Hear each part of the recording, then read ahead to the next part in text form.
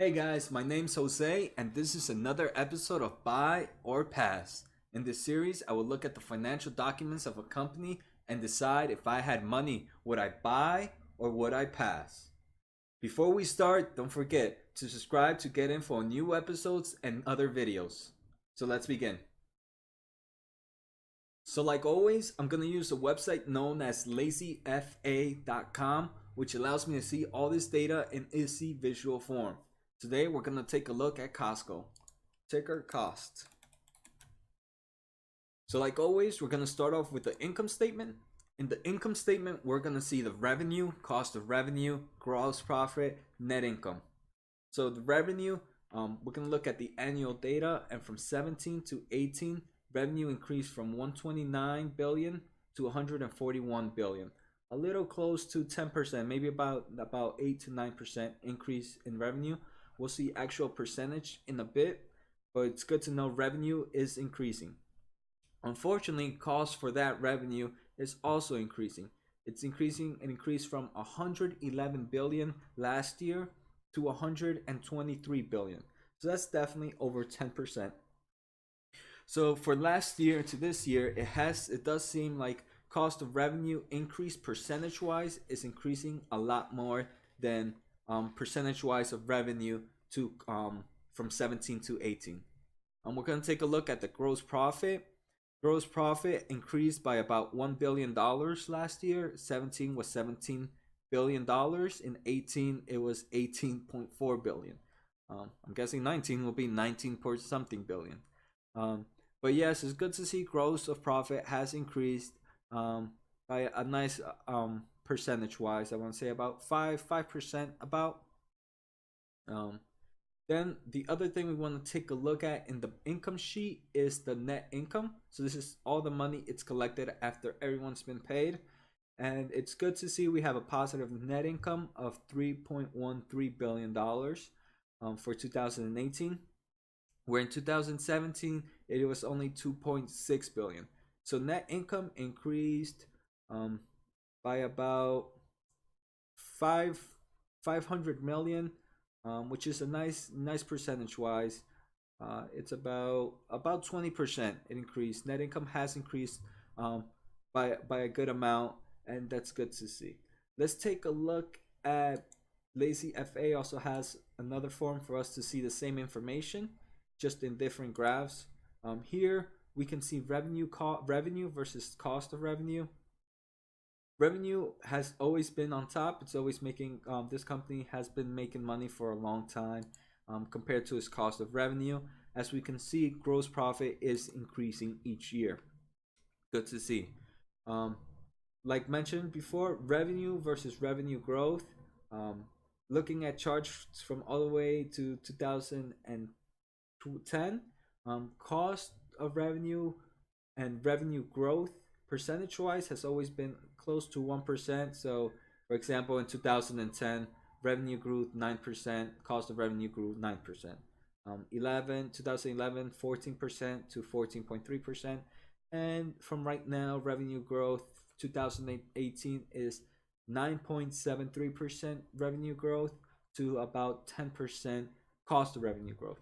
So that's good to see that the revenue growth and growth of revenue has always been almost a 1-to-1 ratio in percentage increase, and we're seeing that still. So that means nothing crazy is going on in this company.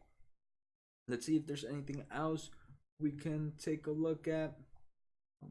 So that would be it for balance sheet, income statement. Sorry. So for the income statement, company is looking healthy, it's looking good. Revenue increase, gross profit increase, net income increase. Next, let's take a look at the balance sheet. All right, so let's take a look at the balance sheet. The balance sheet, this is where we're going to see the total assets, total liabilities, total debt, and cash equivalents, which is one of my favorite things to look at.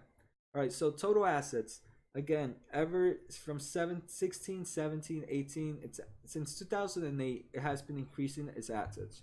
Right now, it has about $40 billion worth of total assets, compared to $27.7 billion of liabilities. So right now, we at least know the company is in a positive because it has more assets compared to its liabilities. Out of that $27 billion of liabilities, 6.5 billion is debt. That's actually not too much of a debt. Consider it's collecting about a gross profit of $4 billion, $4 billion a year. So that's actually I would consider a healthy debt. Obviously, no debt is better, but it's not outrageous. Um, so now let's take a look at cash and cash equivalents. So this is just the company, whatever the company has a cash or some form of stock or something, some form of assets that's super liquid is super easy to liquidize it, so it can be turned into cash pretty promptly. And it has about $6.05 billion worth of cash and cash equivalents. And that's good to see. It almost has a 1-to-1 ratio for its total debt to its cash and cash equivalents. So that's really good to see that this company, if ever needed, could pay its total debt in one go. Let's take a look again in the red flags shown in lazy FA. This shows, I like to see, again, it's just a different form to see what we just looked at. Here we can see total assets has always been much higher compared to its total liabilities.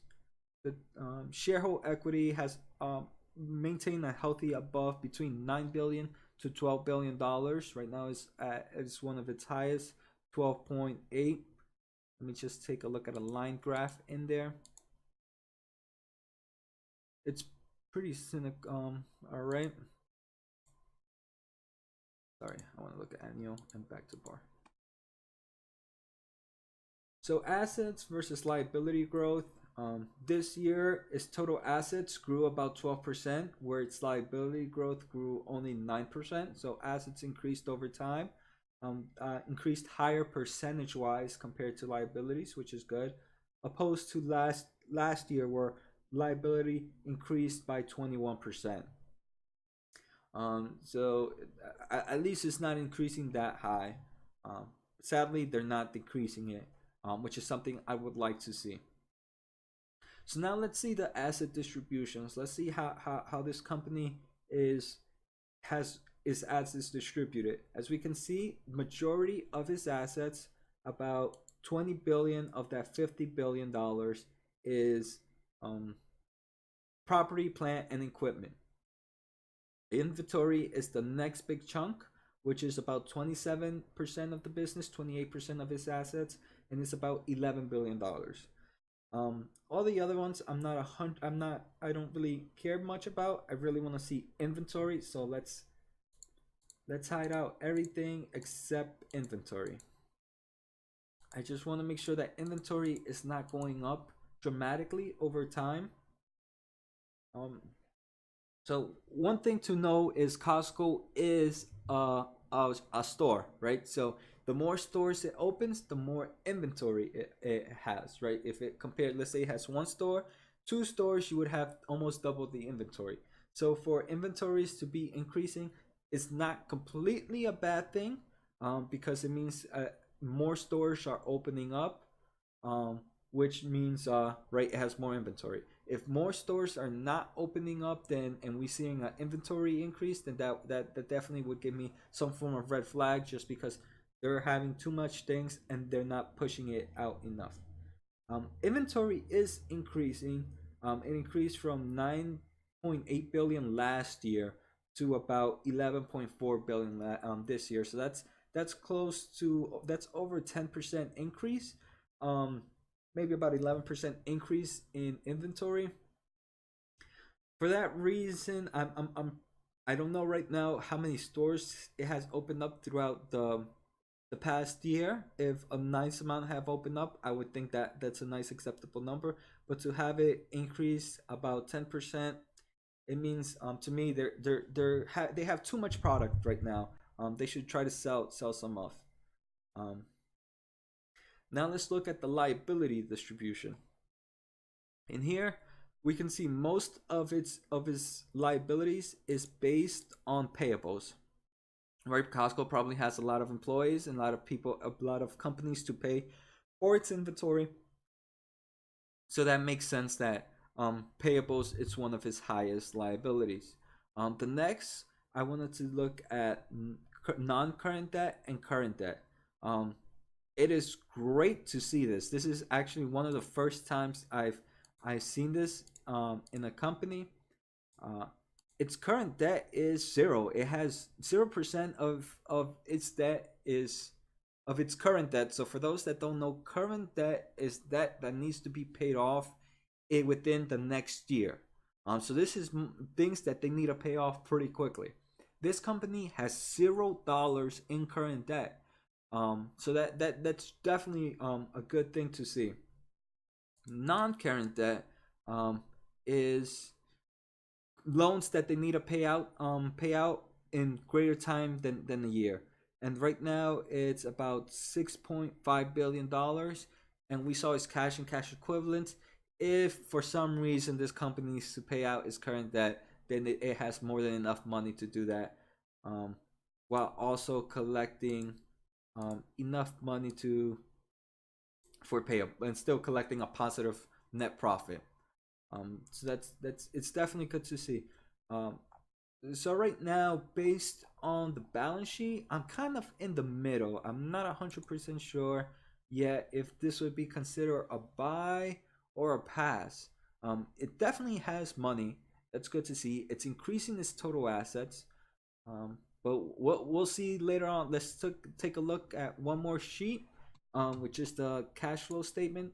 In the cash flow statement, there's only one true thing I want to see here, and that's net cash flow from operations.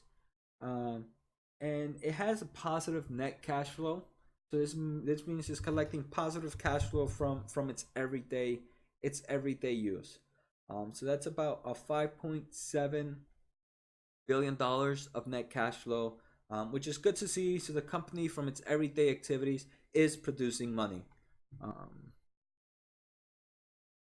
all right, so let's take a look back of what a quick overview of this. All right, so revenue is increasing, cost of revenue is increasing, but the gross profit is still increasing. So that means revenue is increasing at a higher rate than cost of revenue number wise.